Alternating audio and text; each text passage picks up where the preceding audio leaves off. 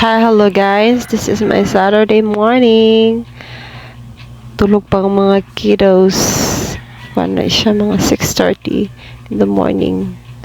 Tulog pa gid sila. Anyway, ito ko gawas kay magsilhig na pod.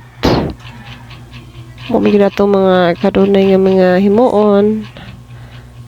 Then, pagawas na ko, hindi akong gatang sa puntahan.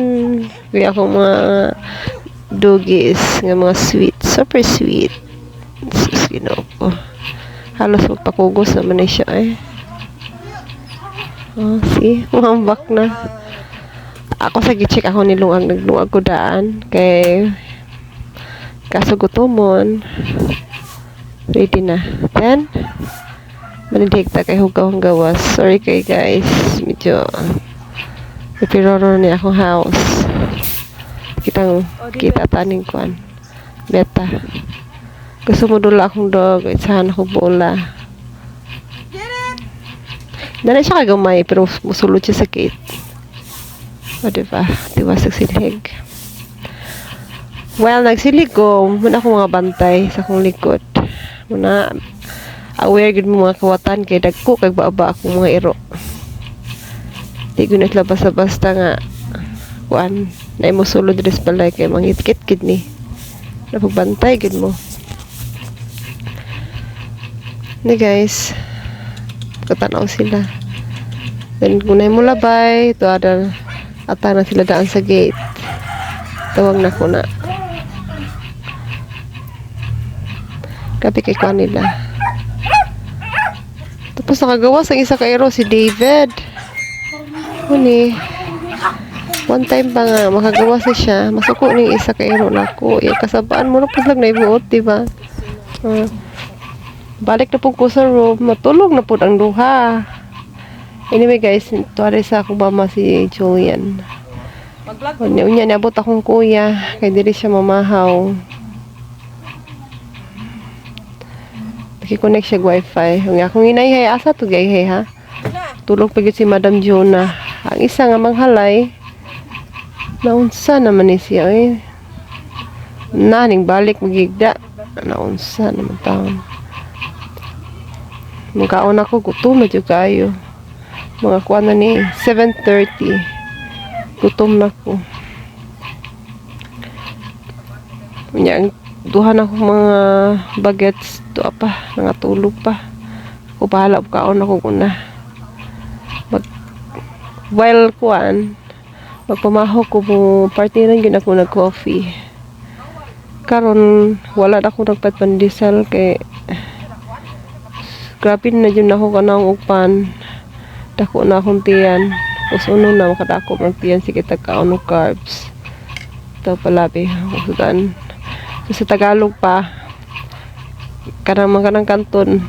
Dili ko na nila partner luto. Diba? Kaya Bisaya.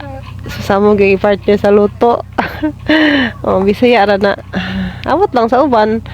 Ng Tagalog, pero sa Bisaya ako kakuan na asa mga Tagalog di ay wala ako kakuan nga magpartira nila og luto ang kanton.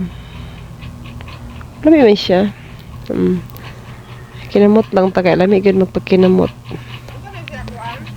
Una-una na pud taon sa maayong kuan. Tika-tika mi na sa kuya. Kung giagda. Hindi pa mga mangaon. Ikaw na day akong maguwang.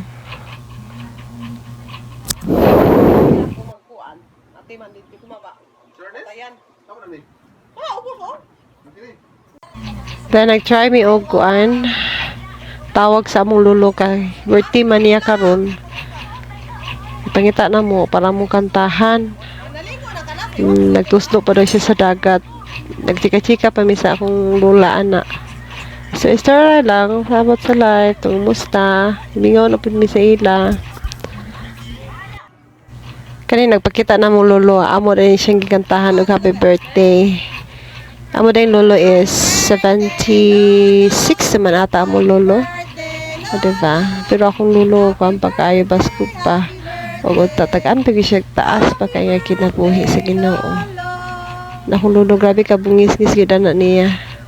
Gataonon kayo. Butan po kayo. Way gyud dibog akong lolo. Ang part kami sa akong lolo.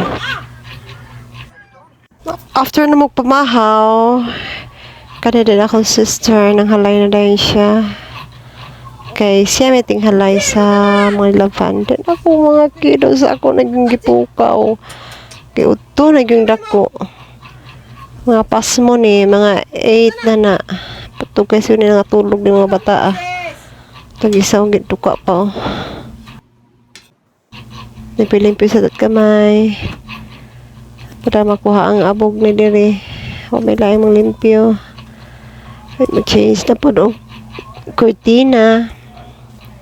May kinabuhi sa inahan. Nagbalik ra.